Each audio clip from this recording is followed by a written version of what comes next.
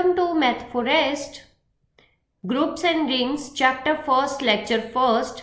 आज हम स्टार्ट करने वाले हैं नया मैथ ग्रुप्स एंड रिंग्स का। उसमें हम ग्रुप्स की डेफिनेशन पढ़ने से पहले कुछ एक सेट थ्योरी के बेसिक कंसेप्ट करना चाहेंगे ताकि हम जो ग्रुप है उसे डिटेल में अच्छे से पढ़ पाए विदाउट नो डाउट्स। ओके, तो हम सबसे पहले स्टार्ट करते हैं डेफिनेशन ऑफ रिलेशन। रिलेशन की डेफिनेशन क्या कहती है? Let A and B two sets, a relation from A to B is a subset of A cross B. Symbolically R is a relation from A to B if and only if R subset of A cross B. हमारे पास क्या है कि जैसे ये कहना क्या चाह रहा है कि मेरे पास दो सेट है। मान लिया कि एक सेट ए और एक सेट क्या है? बी है। ये कह रहा है कि एक relation from A to B हमारे पास किसका सबसेट होगा? ए क्रॉस बी का। ए क्रॉस बी क्या है? कार्टेशियन प्रोडक्ट है ए एलिमेंट्स की एंड बी एलिमेंट्स की।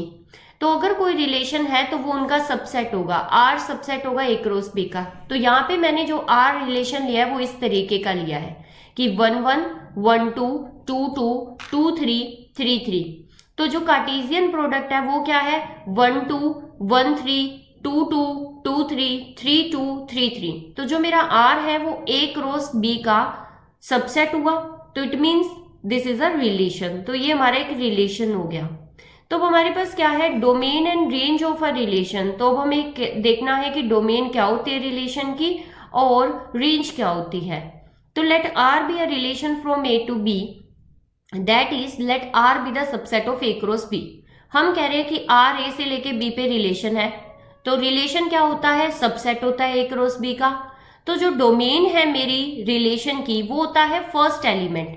जैसे मैंने मान लो कोई भी मुझे रिलेशन दिया जाए, सिर्फ r इज इक्वल टू मुझे ये दे दिया गया 1 1 2 3। तो मुझे बने डोमेन के कौन से एलिमेंट है? 1 हो गया, 2 हो गया। जो पहले पहले एलिमेंट होंगे वो डोमेन के होंगे और जो बाद वाले होंगे वो क्या होंगी? रेंज होंगी। तो हमारे पास ये हो गए डोमेन के एलिमेंट और ये हो गए हमारे पास रेंज के एलिमेंट। तो जो फर्स्ट एलिमेंट होगा वो डोमेन का होगा और जो बाद वाला एलिमेंट होगा वो रेंज का होगा। तो हमारे पास सिंबॉलिकली हम कैसे रिप्रेजेंट कर सकते हैं इसे? तो ये हमारे पास क्या होगा यहाँ पे देखने को मिलेगा हमें। तो हमारे पास क्या है? Domain is equal to x such that x belongs to A and x y belongs to R for some y belongs to B. हमारे पास जो एक्स है वो डोमेन का है, जो वाई है वो रेंज का है। तो ये डोमेन की डेफिनेशन है कि वो सारे एक्स जो ए से आ रहे हैं और जो एक्स वाई के इस रिलेशन में है, कोई वाई होगा जो बी से आ रहा है। तो range E of the relation R is a set of all second elements of the order pairs which belongs to R. Symbolically y is equal to E belongs to B and x y belongs to R for some x belongs to A. मतलब कि जो मैंने पहले relation आपको दिया था लिख के, R is equal to 1 1 1 1 2 2 2 2 3 and 3 3। इसमें हमारे पास क्या था? पहला एलिमेंट 1 2 3, ये सारे मेरे किसके एलिमेंट है? डोमेन के एलिमेंट है। और रेंज के जो मेरे एलिमेंट है वो कौन से हैं? 1 2 एंड 3। ये मेरे रेंज के एलिमेंट है क्योंकि ये x की पोजीशन पे पड़े इस रिलेशन में, ये y की पोजीशन पे पड़े इस रिलेशन में। तो जो x की पोजीशन पे है वो मेरा डोमेन है इस रिलेशन में, जो y की पोजीशन पे है वो मेरा रेंज है इस रिलेशन में। फॉर एग्जाम्पल a मुझे दे रखा है 1 2 3 4, b मुझे दे रखा है a b c। Every subset of a cross b, जो मैं a क्रॉस b अगर लिखना चाहूं तो मैंने a क्रॉस b लिखा है यहाँ पे, वो है a 1b 1c 2a 2b 2c 3a 3b 3c 4a 4b 4c। ये मेरा a क्रॉस b है, कार्टेशियन प्रोडक्ट है फ्रॉम ए टू बी। इसका कोई भी सबसेट, ए क्रॉस बी का कोई भी सबसेट आपका रिलेशन कहलाएगा फ्रॉम ए टू बी, और वो किसी भी टाइप का हो सकता है। जैसे ये रिलेशन है 2a 4a 4c, then the domain of the R, जो इस रिलेशन की डोमेन है, हमें ये मतलब बताना है कि जो रिलेशन है इसकी डोमेन क्या हो गई मेरे पास? 2 एंड 4, क्या हो जाएगी हमारे पास 2 एंड 4।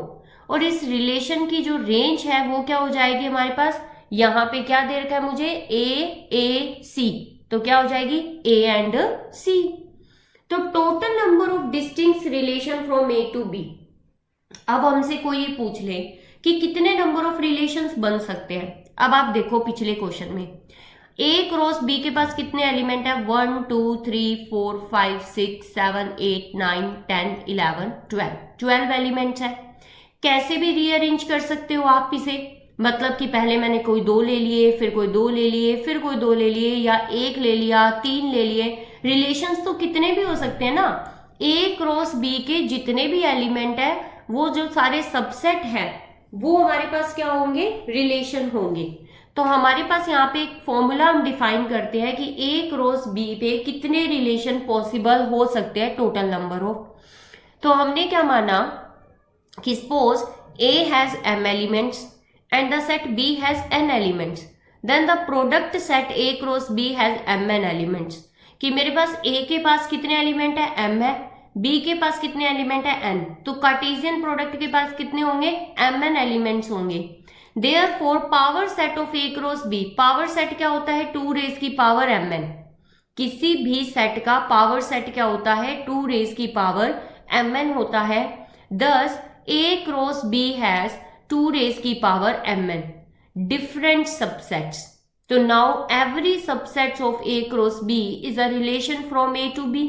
कि जो हमारे पास a क्रॉस b के जितने भी सबसेट्स है वो सारे के सारे रिलेशन ही तो है। अभी हमने देखा है a क्रॉस b, हमने देखा है जिसमें 12 एलिमेंट्स थे, उस पे जितने भी सबसेट्स होंगे उसके वो सारे रिलेशन होंगे।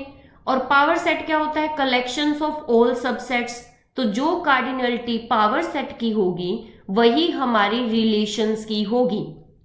कि पावर सेट क्या है, 2 रेज की पावर mn है मेरे पास, तो वही हमारे पास किसकी कार्डिनलिटी हो जाएगी, टोटल नंबर ऑफ रिलेशंस की हो जाएगी।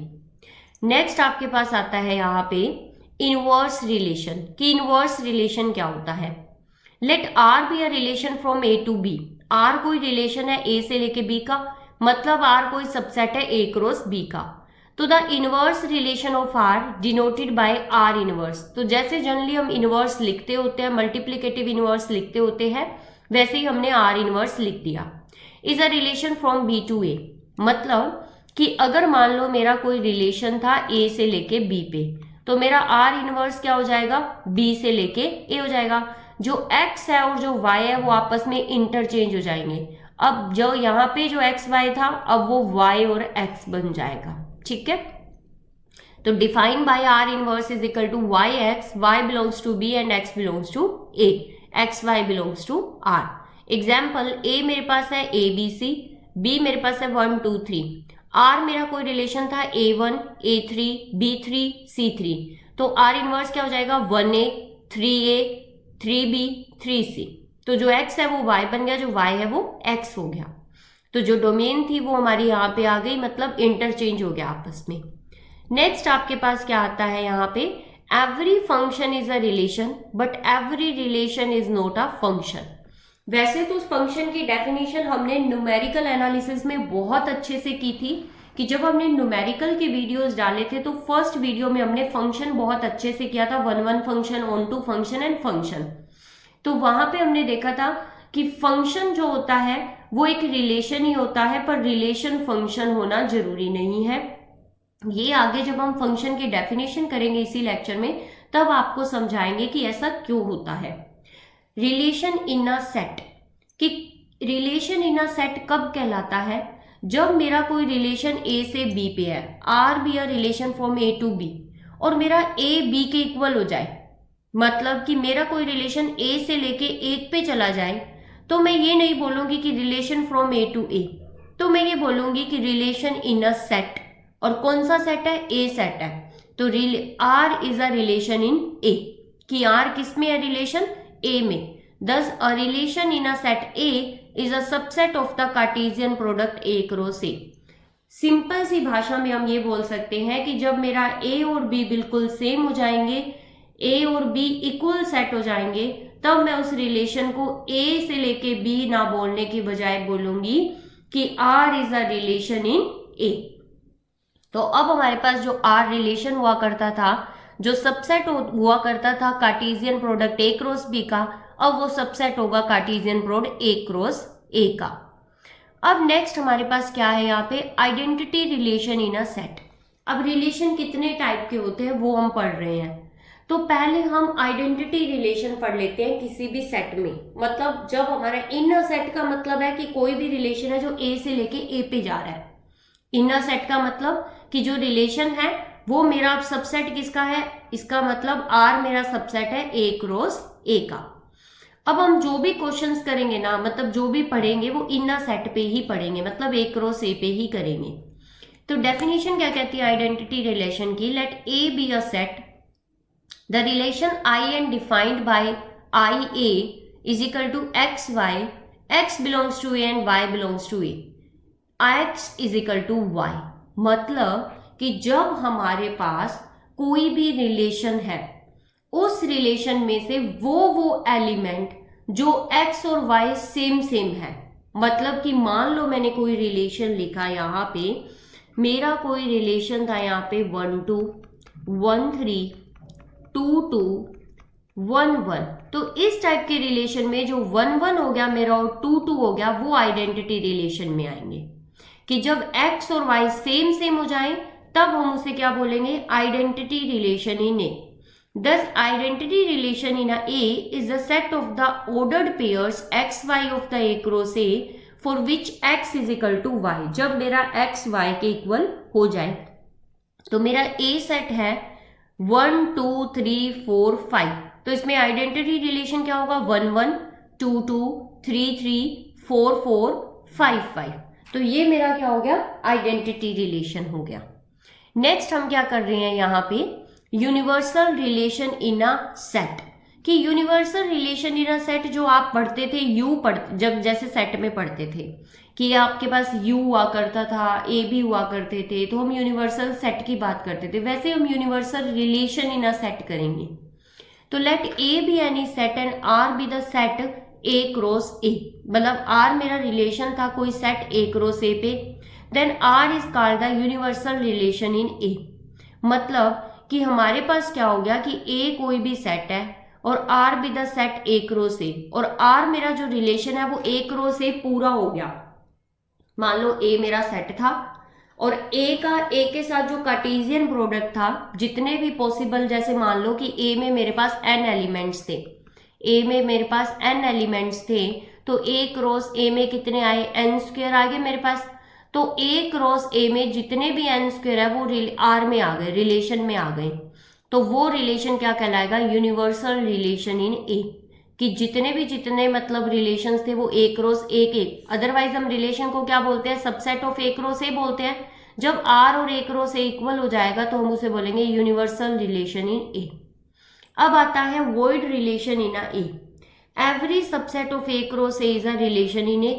तो since phi is also a subset of A cross A, therefore the null set phi is also a relation in A, और this relation is called void relation in A। मतलब कि जब A cross A पूरा का पूरा आया relation में, तब तो वो कहलाया यूनिवर्सल रिलेशन इन A। और हमारे पास देखो रिलेशन क्या होता है, power set of A cross A होते हैं। टोटल नंबर ऑफ रिलेशन क्या होता है, power set of A cross A। Power set में एक सेट फाई भी आता है और फाई सबसेट होता है एवरी सेट का। तो फाई हमारा क्या हुआ, एक रिलेशन हुआ A क्रॉस A का, तो वो रिलेशन हुआ नल रिलेशन, मतलब कि वॉइड रिलेशन। अब आते हैं types of relation in a set, कि इन अ सेट पे कितने टाइप के रिलेशंस होते हैं। पहला रिलेशन आता है मेरा रिफ्लेक्सिव रिलेशन। तो let R be the relation in a set A, that is let R be a subset of A cross A, then R is called a reflexive relation if A belongs to R for all A belongs to A। मतलब कि मेरे A set में, यहाँ पे देखो नीचे example भी दे रखा है, हमें दोबारा करने की जरूरत नहीं है, यहीं पे आपको समझा देते हैं कैसे। कि thus R is reflexive if we have A R A। मतलब हर A अपने A से रिलेट हो।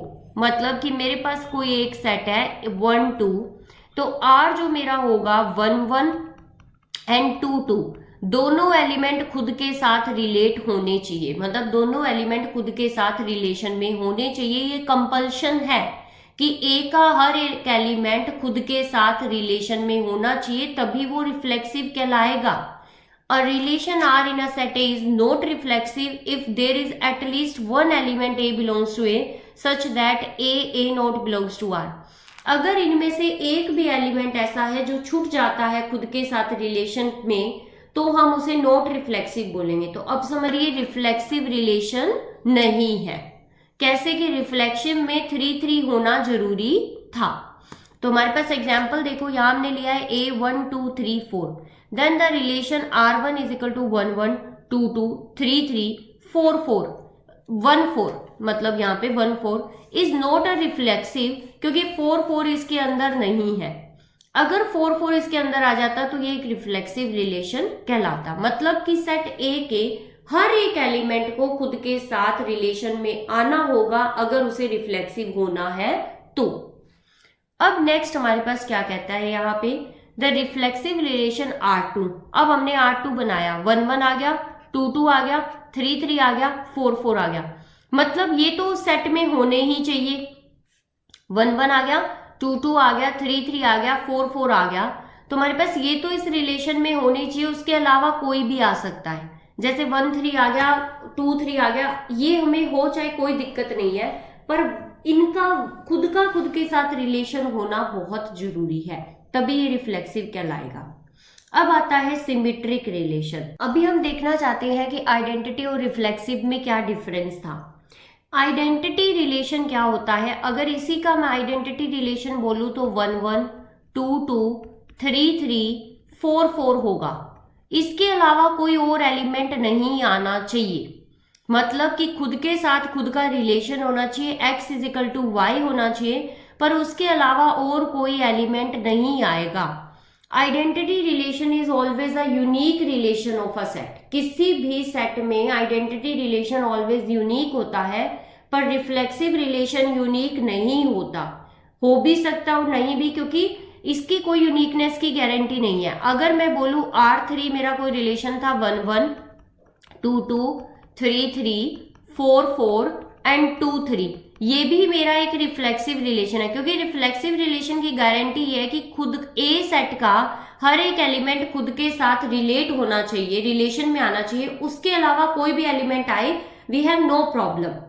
बट आइडेंटिटी रिलेशन में क्या होगा कि सिर्फ खुद के साथ ही रिलेशन होना चाहिए, ओनली। तो आइडेंटिटी ऑलवेज यूनिक होता है, और बाकी जो रिफ्लेक्सिव रिलेशन है वो कितने भी हो सकते हैं। ठीक है, अब आता है symmetric relation. Let R be a relation in a set that is R be a subset of A cross A। कि R मेरा कोई रिलेशन है इन अ सेट, मतलब A क्रॉस A पे, तो हमारे पास R is set to be symmetric relation if A भी R में है तो BA भी R में होना चाहिए। मतलब कि अगर मैं कोई रिलेशन, ऊपर वाले की बात करते हैं, जैसे ये हम R2 ले लेते हैं। जैसे मेरे पास R2 था 1 1 1 3 2 2 3 3 4 4। तो इसमें क्या है, ये सिमेट्रिक रिलेशन नहीं है, क्योंकि इसमें 1 3 तो है, R में बिलोंग कर रहा है, बट 3 1 R में बिलोंग नहीं कर रहा। तो ये मेरा क्या हो गया, R2 था ये, सच इसे R2 लिख सकते हैं। 1 3 R2 में बिलोंग कर रहा है, 3 1 R2 में बिलोंग नहीं कर रहा, तो ये हमारा सिमेट्रिक रिलेशन नहीं है।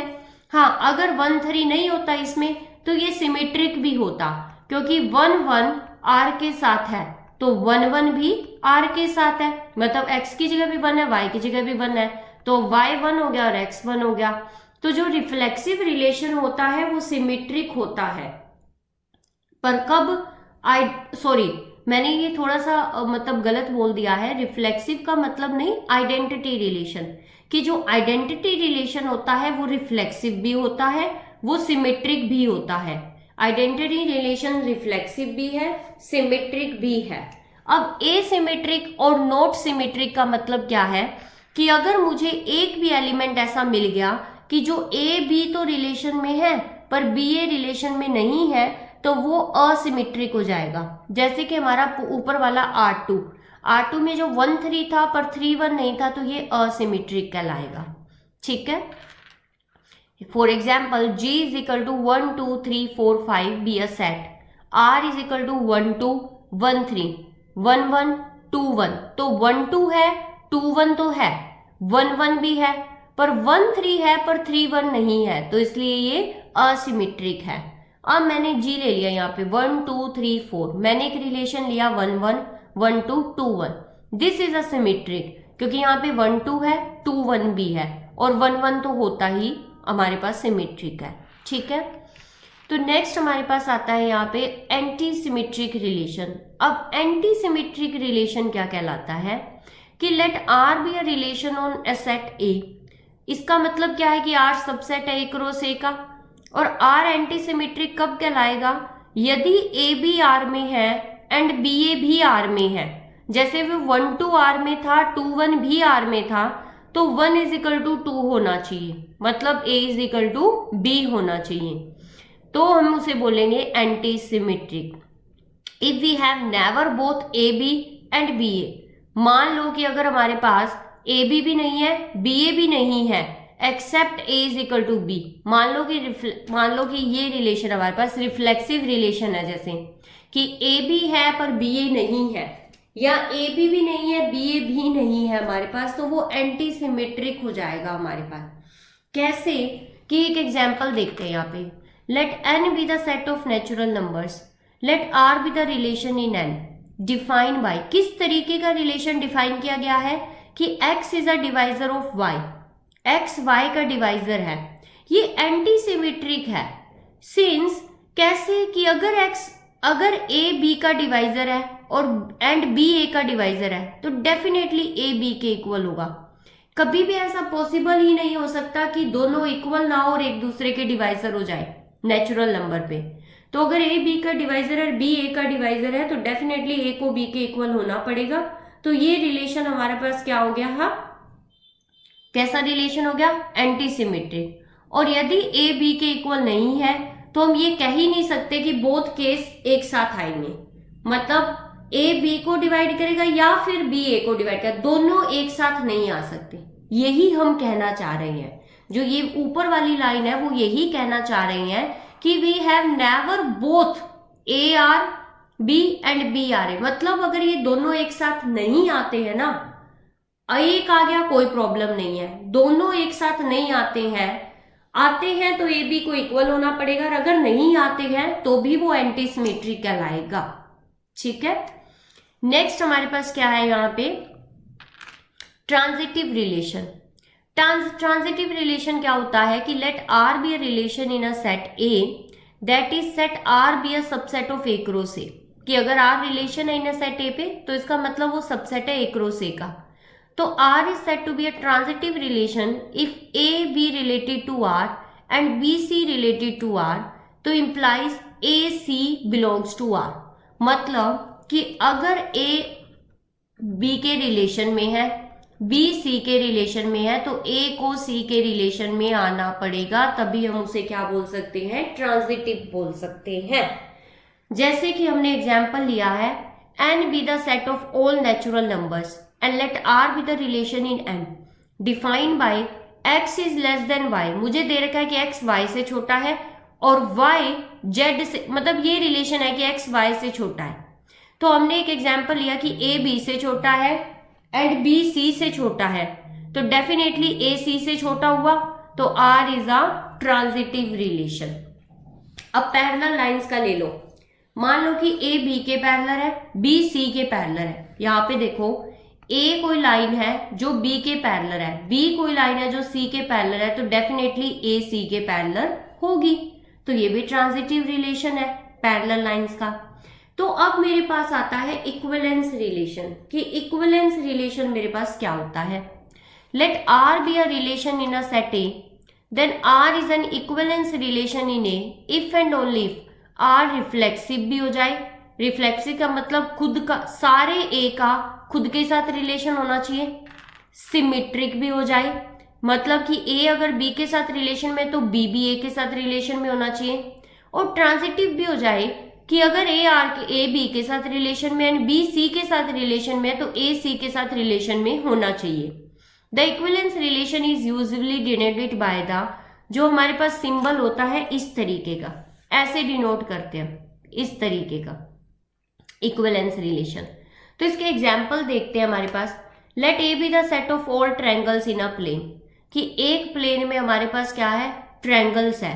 तो let R be relation in A define as X relation Y if and only if X is congruent to Y. मतलब हमने क्या किया है, एक रिलेशन, हमने एक ट्रायंगल ले लिया, उस ट्रायंगल में हमने एक्स को वाई के साथ कैसे रिलेशन में लिया है, if and only if X is congruent to Y, कि यदि एक्स वाई के साथ कॉन्ग्रुएंट होगा।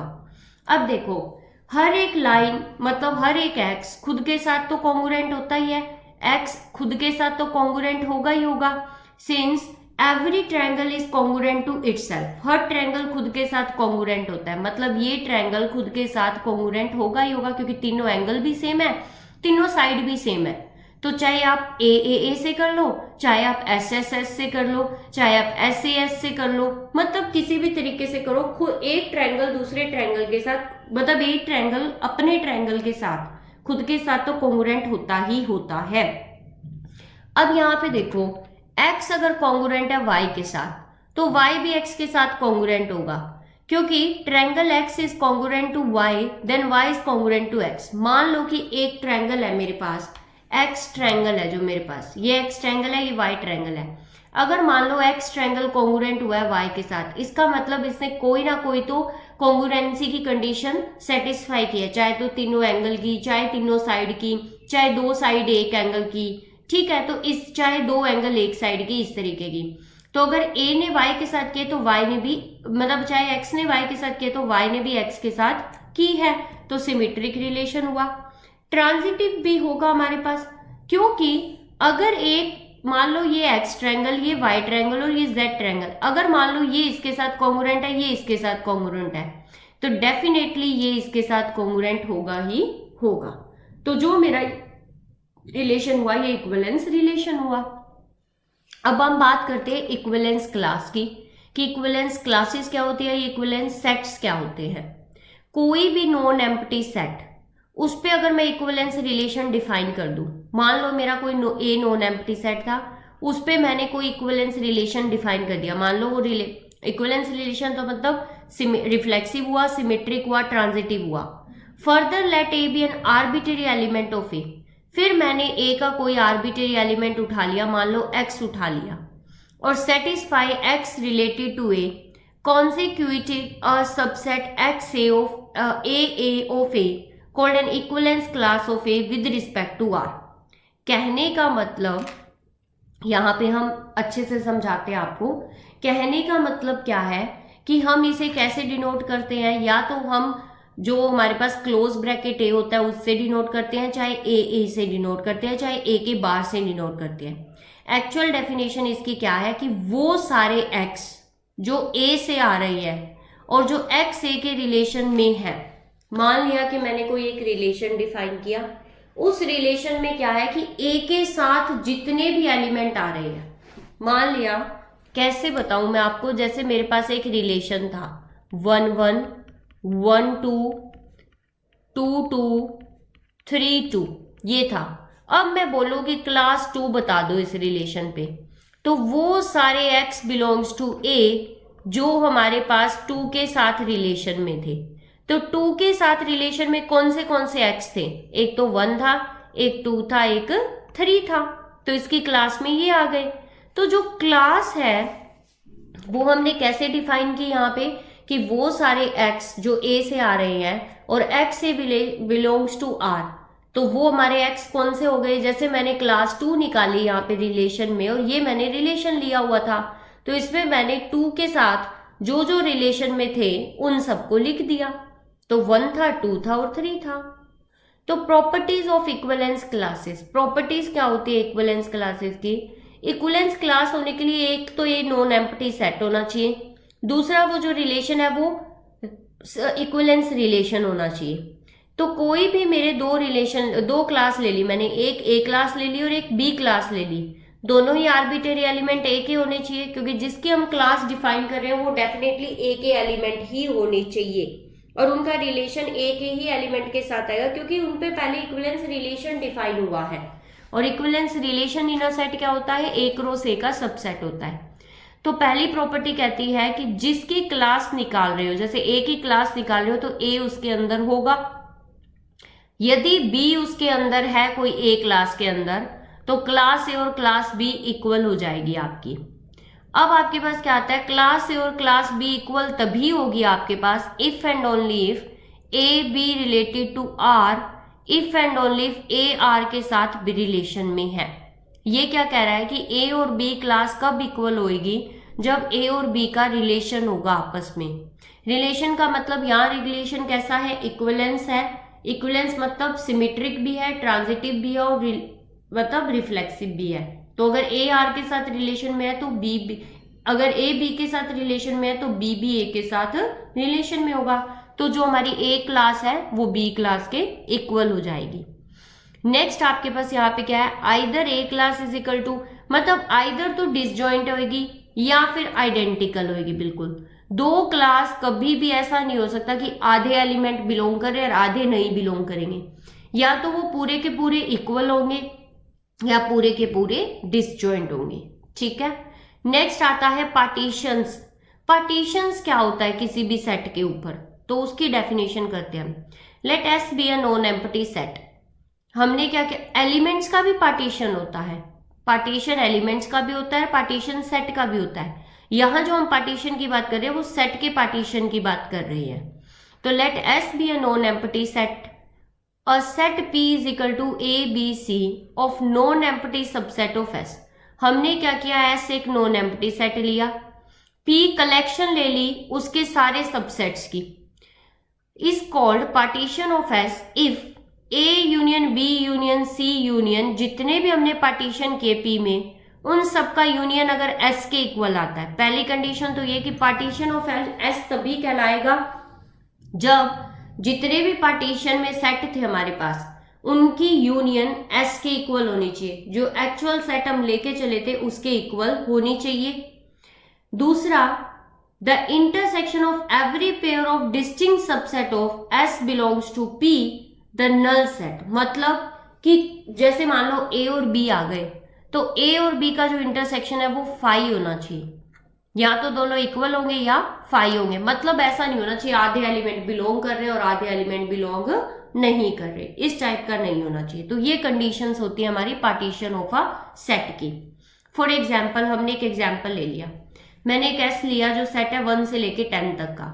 मैंने सबसेट ले लिए, B1 ले लिया 1 3, B2 ले लिया 7 8 10, B3 ले लिया 2 5 6, B4 ले लिया 4 9। तो मैंने एक पी सेट बनाया B1 B2 B3 B4। मैं चेक करना चाहती हूँ ये P set partition of a set है या नहीं है। पहली कंडीशन तो B1 B2 B3 B4 का यूनियन है वो S के इक्वल आना चाहिए। तो हमारे पास क्या हो गया? पहले तो नॉन एम्प्टी होना चाहिए, तो वो तो हमने देख ही लिए थे, नॉन एम्प्टी है सारे। फिर हमारे पास यूनियन S के इक्वल आना चाहिए, तो भाई इनका यूनियन 1 3 7 8 10 2 5 6 4 9 सारे के सारे 1 से लेके 10 तक हो रहे हैं, तो यूनियन S के इक्वल आ रहा है। फिर हम देखते हैं B1 B2 का इंटरसेक्शन किया फाई आया, B2 B3 का इंटरसेक्शन किया फाई आया, B3 B4 का इंटरसेक्शन किया फाई आया, B1 B4 का इंटरसेक्शन किया फाई आया। मतलब कोई भी सेट आपस में मतलब ऐसा इंटरसेक्शन ऐसा नहीं है कि जो हमारे पास एम्प्टी ना आए। हर एक इंटरसेक्शन एम्प्टी है, मतलब कि कोई भी कॉमन एलिमेंट नहीं है। तो हमारी ये दोनों पार्टीशन की कंडीशन को सेटिस्फाई करता है। Yes, P is a partition of set S. तो यहां से पार्टीशन की डेफिनेशन क्लियर हो गई। अब हम क्या करते हैं? Relation induce by a partition of a set, कि कोई भी रिलेशन पार्टीशन ऑफ सेट से कैसे इंड्यूस होता है। तो हमारे पास क्या होगा? Corresponding to any partition of a set S we can define a relation in S by the requirement that x, y, if and only if x and y belongs to the same subset of S। हमने क्या किया? एक S ले लिया, मतलब हमने क्या किया? कोई भी पार्टीशन किया किसी भी सेट S का, और हमने एक रिलेशन डिफाइन कर दिया S पे। पहली रिक्वायरमेंट ये है कि एक्स वाई अगर रिलेशन लिया है तो एक्स और वाई दोनों ही सेम सबसेट के होने चाहिए एस के। मतलब एस के अगर पार्टीशन में ए बी सी 3 सेट है तो अगर हमने एक्स अगर ए से लिया तो वाई भी ए से ही आना चाहिए। तो the relation R in that set to be induce by a partition. जैसे देखो एग्जाम्पल क्या कहता है कि ए मैंने ले लिया 3 6 9 24, बी मैंने ले लिया 1 4 7 25 और सी मैंने ले लिया दिस। तो ऑफ एस क्या है मेरा 25 तक है, 1 से लेके 25 तक है। तो मेरे पास एक चीज नोट करो यहाँ पे, A union B union C किसके इक्वल है, एस के इक्वल, और इनका इंटरसेक्शन क्या है 5 है। तो इसके पार्टीशन में क्या आया, ए बी सी आया। तो if R be the relation induce by this partition then we have X R Y if and only if X and Y belongs to the same subset of A B C. कहने का मतलब कि अगर मान लो जो partition of set लिया था मैंने उस पे मैं कोई रिलेशन बनाना चाहती हूँ, उससे कोई रिलेशन बनाना चाहती हूँ, induce by a partition of set, मतलब पार्टीशन ऑफ सेट से अगर कोई रिलेशन बनाना चाहती हूँ तो मैं इस तरीके का रिलेशन बनाऊंगी कि मैंने एक्स और वाई के बीच में रिलेशन बनाया। मान लो एक्स और वाई के बीच का जो गैप है मतलब डिस्टेंस है वो मान लो 3 होना चाहिए, कि जो भी एलिमेंट लोगे एक्स और वाई का उनके बीच का रिलेशन 3 आना चाहिए। तो वो ऐसे ही एलिमेंट आने चाहिए, उनमें से या तो ए सेट से होने चाहिए या बी से या सी से, मतलब एक्स और वाई दोनों सेम सेट से होने चाहिए। अब मेरी फंडामेंटल थ्योरम क्या कहती है, an equivalence relation R in a set non empty set S determines a partition of S. ये क्या कह रहा है कि कोई भी इक्विवेलेंस रिलेशन किसी भी नॉन एम्प्टी सेट से हम कैसे पता लगा सकते हैं, उसके पार्टीशन ऑफ एस से लगा सकते हैं। Conversely, a partition of S defines an equivalence relation in S। मतलब कि अगर हम किसी भी सेट का पार्टीशन कर रहे हैं तो वो एक रिलेशन को डिफाइन कर रहा है, और अगर कोई रिलेशन को डिफाइन कर रहा है तो वो पार्टीशन ऑफ S को डिफाइन मतलब डिटरमिन कर देगा। कोई भी नॉन एम्प्टी सेट अगर S पे हम डिफाइन कर रहे हैं, कोई भी रिलेशन अगर हम नॉन एम्प्टी सेट S पे डिफाइन कर रहे हैं तो उससे हम पार्टीशन ऑफ सेट निकाल सकते हैं। और अगर मुझे पार्टीशन ऑफ सेट दे रखा है तो उससे हम कोई भी इक्विवेलेंस रिलेशन निकाल सकते हैं, वाइस वर्सा है ये। अब हमारे पास आता है यहाँ पे partial order relation. Partial order relation क्या है, a relation R in a set S is called a partial order relation if and only if it is satisfy the following these condition. जो इक्विवेलेंस रिलेशन था उसमें reflexive, symmetric और transitive होना चाहिए। अगर reflexive, anti symmetric और transitivity हो जाती है तो पार्शियल ऑर्डर रिलेशन कहलाती है। ठीक है, ये इसकी डेफिनेशन है। नेक्स्ट आपके पास आता है यहाँ पे फंक्शन। फंक्शन को हम डिटेल में नहीं पढ़ेंगे क्योंकि फंक्शन हम ऑलरेडी न्यूमेरिकल में पढ़ चुके हैं। तो A and B are two given set, suppose there exist a correspondence denoted by F. मान लो कि उस पर कोई एफ है जो ए से लेके बी पे जा रहा है, which associate to each member of A a unique member of B।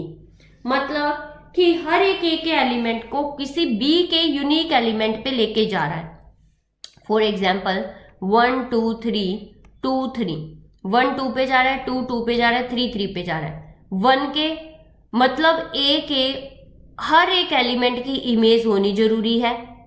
हर एक, सुन लो ध्यान से, कि ए के हर एक एलिमेंट की इमेज होनी जरूरी है, यूनिक होनी जरूरी है। यूनिक का मतलब 1 की अगर मान लो 2 कर देती और 3 कर देती तो 1 की 2 इमेज हो गई। किसी भी एलिमेंट की 2 इमेज नहीं होनी चाहिए, एक ही इमेज होनी चाहिए। तो वो खुद में तो यूनिक हुई, जैसे 1 की तो एक इमेज हुई 2, 2 की भी एक इमेज हुई 2, 3 की भी एक इमेज हुई 2। तो जो मैंने एक रिलेशन लिखा था, मान लो मैंने एक सेट लिया A 1 2, मैंने एक सेट B लिया जिसमें है 1 2 3, मैंने एक रिलेशन लिखा 1 1 1 2 1 3। तो ये मेरा फंक्शन नहीं है, this is not a function, क्योंकि 1 की इमेज 1 भी है, 1 की इमेज 2 भी है, 1 की इमेज 3 भी है, 1 की 3 इमेज आ गई। ये एक रिलेशन है पर ये एक फंक्शन नहीं है। ठीक है, इसीलिए हम हर एक फंक्शन को रिलेशन तो बोल सकते हैं पर हर एक रिलेशन को फंक्शन नहीं बोल सकते। Function as a set of ordered pair, कि फंक्शन किसी भी ऑर्डर्ड पेयर पे कैसे होता है। If A and B are two any two non empty sets then a function from F A to B is a subset of F A cross B, मतलब कोई भी फंक्शन ए से लेके बी का मतलब है कि वो ए क्रॉस बी का सबसेट होगा। अब आप बोलोगे कि ए क्रॉस बी का सबसेट तो रिलेशन भी था, पर यहाँ पे कंडीशंस है एफ पे। कंडीशंस ये है कि ए के हर एक एलिमेंट की इमेज होनी चाहिए। For all A belongs to A B belongs to F, मतलब कि ए सेट का हर एक एलिमेंट फर्स्ट पोजीशन पे आना ही आना चाहिए, कोई भी एलिमेंट मिस नहीं होगा। मान लिया मैंने ए लिखा 1 2 3 एंड मैंने बी लिखा 2 एंड 3, तो मेरे पास यहाँ पे अगर मैं मान लो लिखती हूँ 1 2 2 2 और यहाँ पे 2 3, तो ये मेरा फंक्शन नहीं है क्योंकि यहाँ पे 3 की इमेज ही नहीं है। तो कहने का मतलब कि ए के हर एक एलिमेंट की इमेज होनी जरूरी है। दूसरा, यूनिक होनी जरूरी है। मान लो कि ए बी पे भी जा रहा है और ए बी डैश पे भी जा रहा है, तो बी और बी डैश इक्वल होना चाहिए। ऐसा नहीं होना चाहिए जैसे 2 2 पे भी जा रहा है 2 3 पे भी जा रहा है, ऐसा नहीं होना चाहिए। तो आया, मतलब बिल्कुल काफी इजी है, फंक्शन आप बहुत बार कर चुके हो। अब आई बारी आपकी difference between relation and functions. Relation and functions में क्या डिफरेंस है, अभी हमने बताया था। रिलेशन में क्या होता है हमारे पास कि कोई भी ए क्रॉस बी का सबसेट होगा वो ऑलवेज रिलेशन कहलाएगा। ए क्रॉस बी का जो भी सबसेट होगा वो रिलेशन कहलाएगा। पर फंक्शन में उस पर कंडीशन होनी चाहिए, जो भी अभी हम कंडीशन पढ़ के आए हैं वो दोनों कंडीशन फंक्शन पे होनी चाहिए। ठीक है, तो इसलिए फंक्शन हमेशा रिलेशन होता है पर रिलेशन ऑलवेज फंक्शन नहीं होता। नेक्स्ट आपके पास क्या आएगा, बाइनरी ऑपरेशन।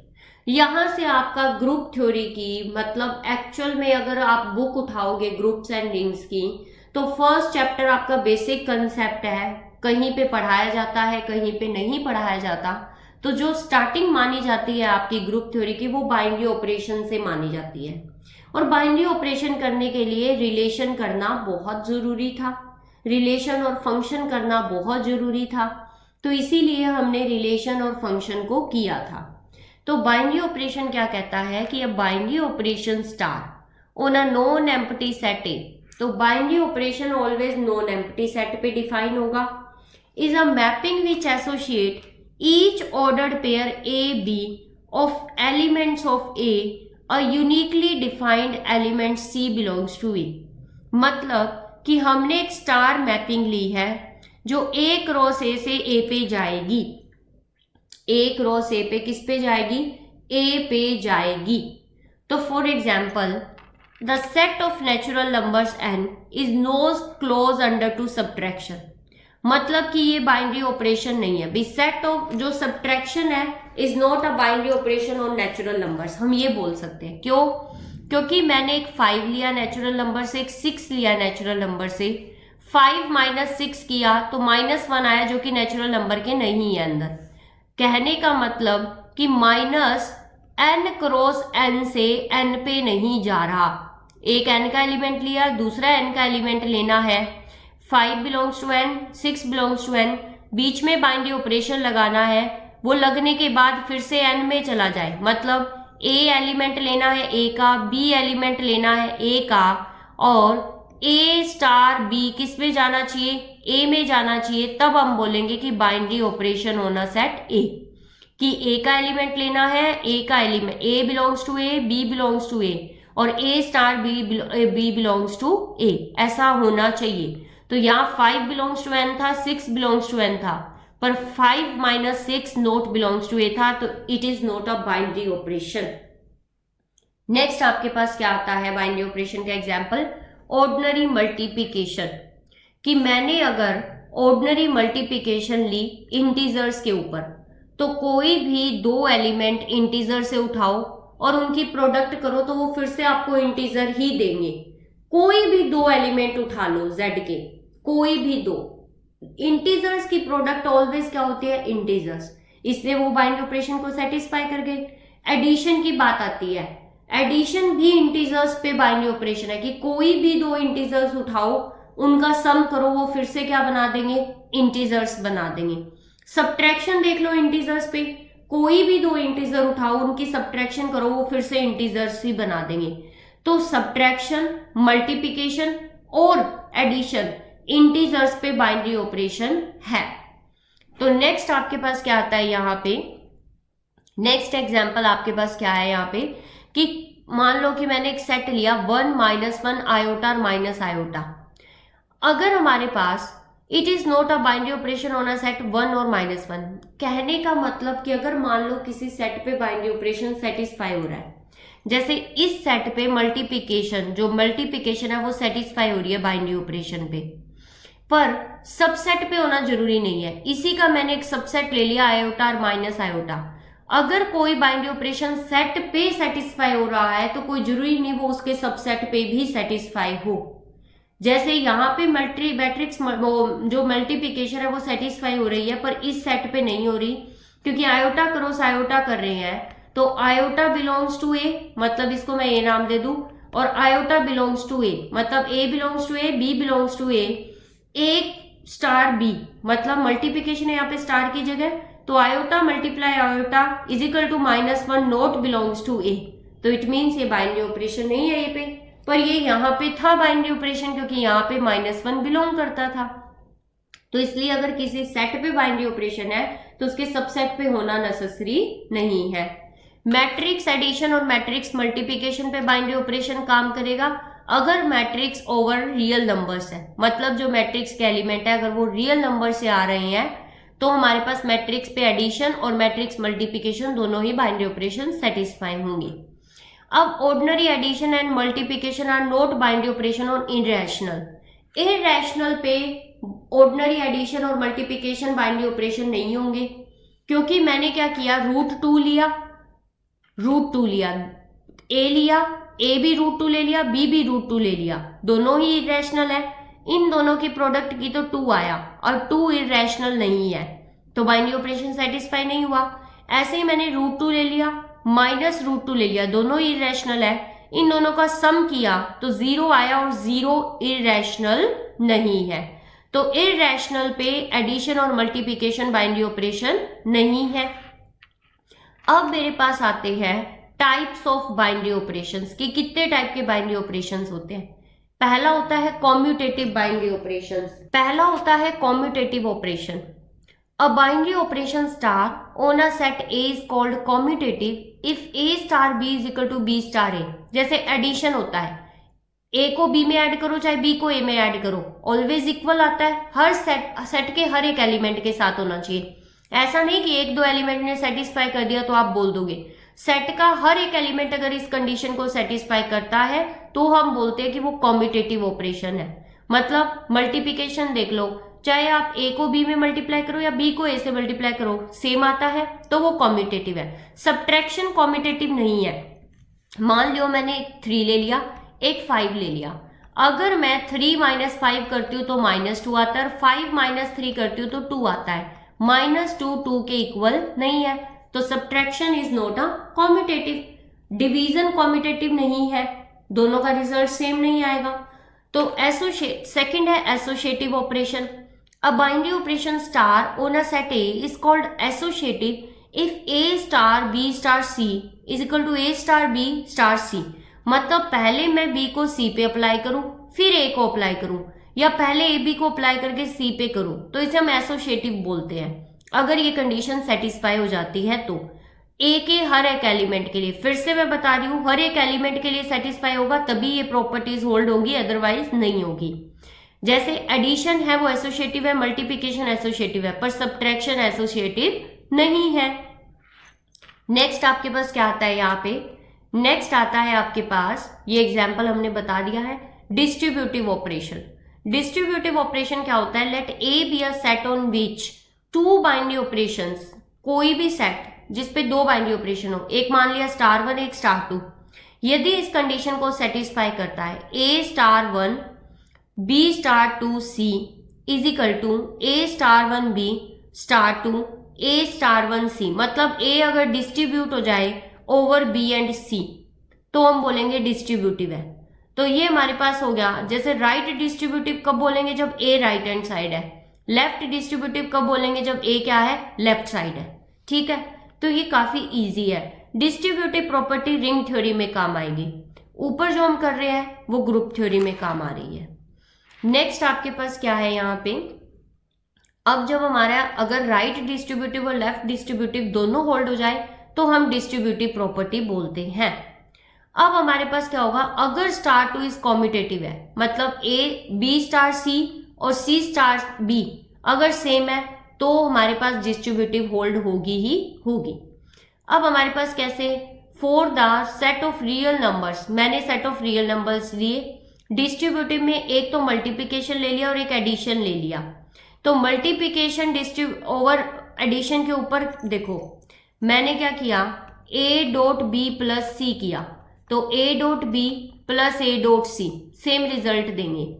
पर अगर यही मैं उल्टा करती हूँ, यहाँ पे मैंने स्टार वन लिया होता मल्टीप्लिकेशन और स्टार टू लिया होता एडिशन, मतलब multiplication with respect to addition distributive है, पर addition with respect to multiplication distributive नहीं है, क्योंकि ये इसके इक्वल कभी नहीं होगा। क्योंकि अगर मैं करूं 2 प्लस 3.5, ये मेरे पास क्या रिलेशन आया है यहाँ पे 17, 2 प्लस 3.2 प्लस अगर मैं 5 करूं तो कितना है मेरे पास 5 इंटू 7 35, जो कि 17 के इक्वल नहीं है। तो मल्टीप्लिकेशन ओवर एडिशन होता है पर एडिशन ओवर मल्टीप्लिकेशन नहीं होता। अब बारी आती है आइडेंटिटी एलिमेंट की। आइडेंटिटी एलिमेंट हम कैसे निकालते हैं, लेट स्टार कोई बाइनरी ऑपरेशन है ए क्रॉस ए से लेके ए पे, an element E belongs to A, कोई एलिमेंट है ए का ई, आइडेंटिटी एलिमेंट कब कहलाएगा, वो किसी भी बाइनरी ऑपरेशन स्टार के रिस्पेक्ट में यदि ई स्टार ए स्टार ई ए के इक्वल आ जाए for all A belongs to A, मतलब कि सेट के हर एक एलिमेंट पे एक कोई ऐसा फिक्स एलिमेंट ई जो कोई भी इफेक्ट ना डाले बाइनरी ऑपरेशन लगाने के बाद, कि ई ने क्या किया है, ए पे ऑपरेट होने के बावजूद भी ए पे कोई फर्क नहीं डाला, E star A star is equal to A. For example अगर मैंने आर कोई सेट लिया है रियल नंबर का, मल्टीप्लिकेशन मैंने बाइनरी ऑपरेशन लिया है, तो ऐसा कौन सा एलिमेंट है A multiply E multiply A is equal to A आ जाए,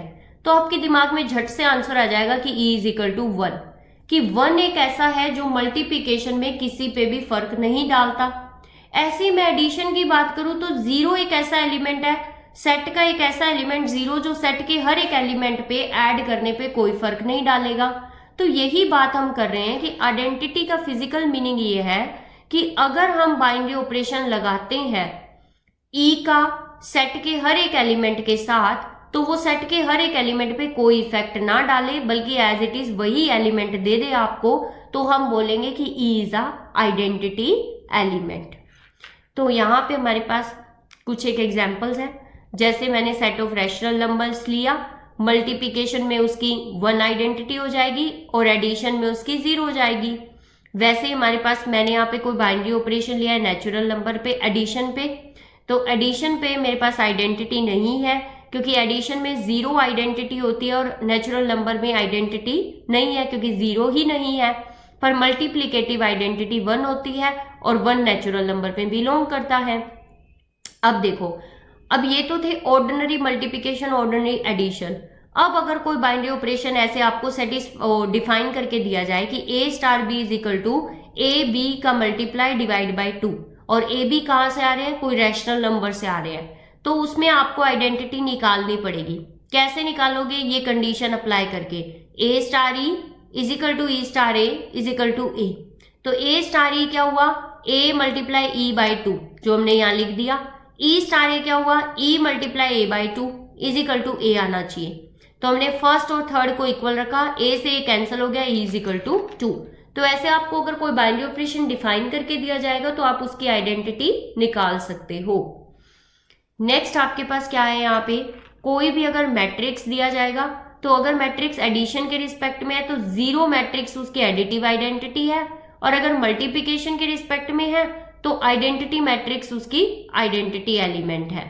अब आता है इनवर्स एलिमेंट। जैसे आइडेंटिटी एलिमेंट है वैसे एक इनवर्स एलिमेंट होता है।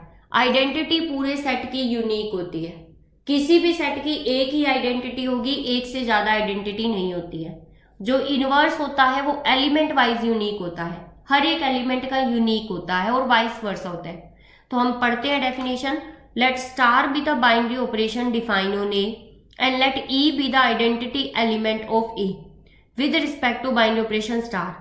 मतलब इनवर्स निकालने के लिए आइडेंटिटी एग्जिस्ट करना नेसेसरी है, कि अगर आप किसी का इनवर्स निकाल रहे हो तो उसके लिए आइडेंटिटी उस सेट में होनी जरूरी है। तो कोई भी एलिमेंट ए है, उसका अगर इनवर्स है बी तो वो इस प्रॉपर्टी को सेटिस्फाई करेगा। A star B is equal to B star A is equal to identity, कि चाहे ए बी पे ऑपरेट करो चाहे बी ए पे ऑपरेट करो, बदले में आइडेंटिटी ही मिलनी चाहिए। तो ए बी का इनवर्स हो जाएगा और बी ए का इनवर्स हो जाएगा। तो ये इनवर्स ईच अदर होते हैं। तो हमारे पास क्या होगा यहाँ पे कि इनवर्स एलिमेंट कैसे, जैसे मल्टीप्लिकेशन में आप देखते हो रियल नंबर्स पे अगर हम मल्टीप्लिकेशन बाइनरी ऑपरेशन लेते हैं, 2 का इनवर्स 1/2, 1/2 का इनवर्स 2, तो ऐसे आइडेंटिटी 1 होती है इसलिए। तो यहाँ पे हम एग्जांपल्स करेंगे कुछ एक।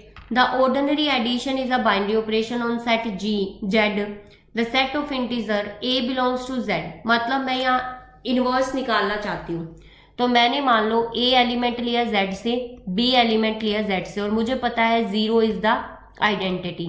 0 आइडेंटिटी है with respect to addition, addition के रिस्पेक्ट में। तो a plus B, B plus A is equal to 0 आना चाहिए। तो मैंने फर्स्ट और लास्ट को इक्वल रख दिया, a plus B is equal to 0। तो b किसके इक्वल है? -a के। मतलब a का इनवर्स क्या हो जाएगा? -a हो जाएगा। a का इनवर्स क्या है? -a। तो जैसे 5 का -5 का इनवर्स 5, तो 5 का इनवर्स -5, एक दूसरे के इनवर्स हो जाएंगे। ठीक है, तो यहां तक हमने क्या है जो बेसिक कंसेप्ट है सेट थ्योरी के वो सारे पढ़े हैं। अब जो नेक्स्ट लेक्चर आएगा उसमें हम सीधा ग्रुप थ्योरी से स्टार्ट करेंगे। ये चैप्टर आपके लिए बहुत बहुत इंपॉर्टेंट है, क्योंकि सबके बेसिक कंसेप्ट क्लियर होने बहुत जरूरी है। Thank you. For notes, queries and PDF file of these videos, join our Telegram channel, link in the description. Don't forget to like, share and subscribe the channel. Thank you.